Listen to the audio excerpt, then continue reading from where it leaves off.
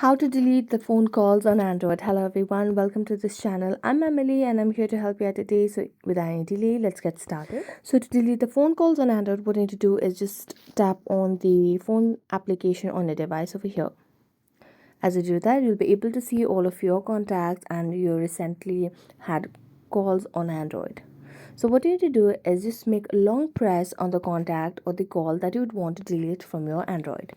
So I'm going to select on one of these calls, and as you do that, you'll be able to see different options over here, from copy number to edit phone number before call, block or report spam, or delete. So you just have to tap on delete option and it will give you a pop-up that if you want to delete all history for this number.